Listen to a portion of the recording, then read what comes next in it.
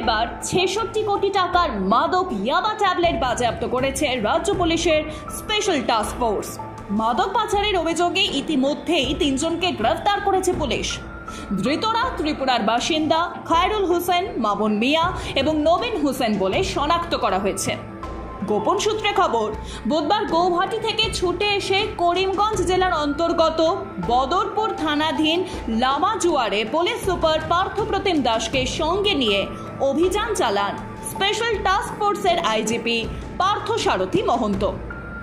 বুধবার বিকেল প্রায় ৩টে নাগাদ এসটিএফ এর আইজিপি পার্থসারথী মহন্তের নেতৃত্বে পরিচালিত অভিযানে একটি ৪ চাকার বোলেরো ক্যাম্পাসের গতিরোধ করে তাতে তল্লাশি চালানো হয়।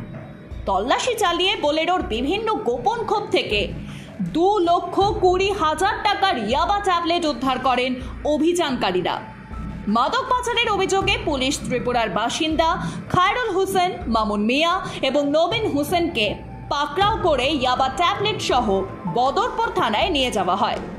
বাজেয়াপ্ত করা হয়েছে মাদক পাচারে ব্যবহৃত বোলেরো ক্যাম্পাস গাড়িটিও। থানায় জিজ্ঞাসাবাদে প্রদত্ত স্বীকারোক্তির ভিত্তিতে ৩ জনের বিরুদ্ধে এনডিপিএস এর নির্দিষ্ট ধারায় মামলা রুজু করে গ্রেফতার করেছে পুলিশ। মাদক ইয়াবা ট্যাবলেট কারবার এবং পাচারে তাদের সঙ্গে আর কে কে জড়িত আছে সেই সব জানতে পৃথকভাবে ৩ জনকে জিজ্ঞাসাবাদ করা হচ্ছে বলে জানা যাচ্ছে। বর্ডার সিকিউরিটি ফোর্স এবং কাছাড় জেলার অন্তর্গত কাটিগড়া পুলিশের যৌথ অভিযানে মায়ানমার থেকে পাচারকৃত 18টি গরু আটক এবং উদ্ধার করা হয়েছে। এর সঙ্গে গরু পাচারে ব্যবহৃত ট্রাকটিও বাজেয়াপ্ত করার পাশাপাশি ট্রাকের চালককে গ্রেফতার করেছে পুলিশ। বিএসএফ এর জনসংযোগ আধিকারিক এক বিবৃতিতে জানিয়েছেন, গোয়েন্দা তথ্যের ভিত্তিতে বুধবার কাছাড়ের কাটিগড়া এলাকায় ৬A নম্বর জাতীয় সড়কে পুলিশকে সঙ্গে নিয়ে বিএসএফ অভিযান চালিয়ে গরু বহনকারী NL02Q8138 নম্বরের একটি ট্রাক আটক করে। ট্রাক থেকে মায়ানমার প্রজাতির আমদানিকৃত 18টি গরু উদ্ধার করেছে যৌথ বাহিনী। গরু পাচারে জড়িত অভিযোগে ট্রাকের চালকের কাছাড় জেলায় দুধপুর পার্ট 2 এর বাসিন্দা জৌনক ফকর উদ্দিনের ছেলে আব্দুল কাইয়ুম মাঝার ভুইয়াকে গ্রেফতার করা হয়েছে। গরুগুলি হাইলাকান্দি জেলার মিজোরাম সীমান্তবর্তী এলাকা থেকে পরিবহন করে কাটিগড়ার হুসেন আহমেদ নামের ব্যক্তির বাড়িতে পৌঁছে দেওয়ার পরিকল্পনা ছিল আব্দুলের। নিট 2024 সালের পরীক্ষা নিয়ে প্রথম থেকেই চলছে বিতর্ক, আর এবার সেই বিতর্কের মাঝেই বড় রায় দিল সুপ্রিম কোর্ট। নিট 2024 সালের পরীক্ষার প্রশ্নপত্র ফাঁসের অভিযোগে সুপ্রিম কোর্টে দ্বারস্থ হয়েছিল বিপুল সংখ্যক ছাত্রছাত্রী। বৃহস্পতিবার শুনানিতে দেশের শীর্ষ আদালত সুপ্রিম কোর্ট স্পষ্ট জানিয়ে দিল, 1563 জন পরীক্ষার্থীকে যে গ্রেস মার্কস দেওয়া হয়েছিল তাদের আবারও ফের পরীক্ষায় বসতে হবে। শুধুমাত্র তাই নয়, বন্ধ করা হয়েছে কাউন্সেলিংও। আজ বৃহস্পতিবার সুপ্রিম কোর্টের বিচারপতি বিক্রম নাথ এবং বিচারপতি সন্দীপ মহতার বেঞ্চ এদিন এই নির্দেশই দিয়েছে। শুধুমাত্র 1563 জন পরীক্ষার্থীকে পরীক্ষা দেওয়াই নয় বা কাউন্সেলিং বন্ধ নয়, নিটের দায়িত্বে থাকা পরীক্ষা নিয়ামক সংস্থা এনটিএ কে 2 সপ্তাহের মধ্যে জবাব দেবার নোটিশ দিয়েছে আদালত। নিট 2024 সালের পরীক্ষায় অনিয়ম এবং ফল প্রকাশে অস্বচ্ছতার অভিযোগে সুপ্রিম কোর্টে দ্বারস্থ হয়েছিলেন বহু পড়ুয়া এবং তাদের অভিভাবকেরা। ন্যাশনাল টেস্টিং এজেন্সি পরীক্ষায় নিয়ামক সংস্থা 1500 বেশি পরীক্ষার্থীকে সময় নষ্ট হওয়ার কারণে গ্রেস মার্কস দিয়েছিল বলে দাবি। পড়ুয়াদের অভিযোগ, 1500-এরও বেশি পরীক্ষার্থীকে 70 থেকে 80 নম্বর দেওয়া হয়েছে গ্রেস মার্কস, যার বিরোধিতায় সরব হয়েছিলেন ছাত্রছাত্রীরা। মামলার পরবর্তী শুনানি 8ই জুলাই।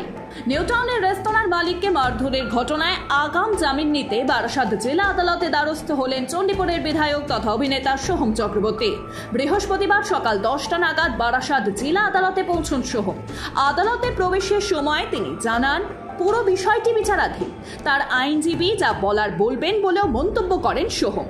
উল্লেখ্য, নিউটাউনের একটি রেস্তোরাঁর মালিককে মারধর করার অভিযোগ উঠেছে অভিনেতা তথা চণ্ডীপুরের তৃণমূল বিধায়ক সোহম চক্রবর্তীর বিরুদ্ধে। অভিযোগ, ওই রেস্তোরাঁর মালিককে চর, ঘুষি, লাথি মারেন অভিনেতা। দেওয়া হয় রেস্তোরাঁ বন্ধ করে দেওয়ার হুমকি পর্যন্ত। অভিনেতা বিধায়কের বিরুদ্ধে গুন্ডাগিরি করার অভিযোগ তুলেও সরব হয়েছেন ওই রেস্তোরাঁর মালিক আসুল আলম। মারধরের কথা স্বীকার করে নিয়েছেন সোহমও। অন্যদিকে এই ঘটনার পর রেস্তোরাঁর মালিক আনিসুর ইসলাম ও তার পরিবারকে হুমকি দেওয়া হচ্ছে বলে অভিযোগ ওঠে। তা নিয়ে নিরাপত্তা ও তদন্তের দাবি জানিয়ে বুধবার হাইকোর্টের দ্বারস্থ হয় রেস্তোরাঁর মালিক। পাশাপাশি পুলিশের ভূমিকা নিয়েও প্রশ্ন তোলা হয়। জানা গিয়েছে, আদালতের বিচারপতি অমৃতা সিনহার বেঞ্চে মামলা করার অনুমতি দেওয়া হয়েছে ওই রেস্তোরাঁর মালিককে। চলতি সপ্তাহেই এই শুনানি হতে পারে। এই ঘটনা নিয়ে রেস্তোরাঁর মালিক জানিয়েছেন, শুক্রবার এই ঘটনা ঘটার পর আমি চাই যথাযথ তদন্ত হোক। তিনি সঙ্গে যে এও জানিয়েছেন, পুলিশি তদন্তে আমি একেবারেই খুশি না, তাই হাইকোর্টে দ্বারস্থ হয়েছি। তৃণমূল নেতাকে খুনের অভিযোগ উঠল দুষ্কৃতীদের বিরুদ্ধে। ঘটনাটি ঘটেছে দক্ষিণ 24 পরগনা জেলার জীবনতলা থানার 7 নম্বর গ্রামে। মৃতের নাম রবীন্দ্রনাথ মণ্ডল। পরিবারের দাবি, মাদক খাওয়ানোর পর পিটিয়ে খুন করা হয়েছে। সূত্রের খবর, রবীন্দ্রনাথ মণ্ডল স্থানীয় 218 নম্বর বুথে তৃণমূল সম্পাদক ছিলেন। অভিযোগ, প্রতিবেশীদের সঙ্গে তার টাকা পয়সা নিয়ে কিছু বিবাদ ছিল। সেই কারণেই তাকে খুন হতে হলো কিনা তা নিয়ে তদন্ত শুরু করেছে পুলিশ। মৃতের স্ত্রী বলছেন, আমার মেয়ে বলেছে বাবাকে কেউ কিছু খাইয়েছে, তার জিভ কালো হয়ে গিয়েছিল। তিনি অভিযোগ করেছেন, 3 জন লোক বাঁশ নিয়ে বাড়ির পাশে ঘোরাফেরা করছিল, তারাই ডেকে নিয়ে গিয়ে খুন করেছে। ঘটনার তদন্ত শুরু করেছে পুলিশ, তবে ঘটনায় কাউকেই গ্রেফতার করতে পারেনি। ঘটনার খবর পেয়ে ঘটনাস্থলে আসেন পূর্বের বিধায়ক শওকত মোল্লা। তিনি ঘটনাস্থলে পৌঁছন। তিনি বলেছেন, ময়নাতদন্তের রিপোর্ট সামনে এলে বোঝা যাবে কিভাবে খুন করা হয়েছিল এই তৃণমূল নেতাকে।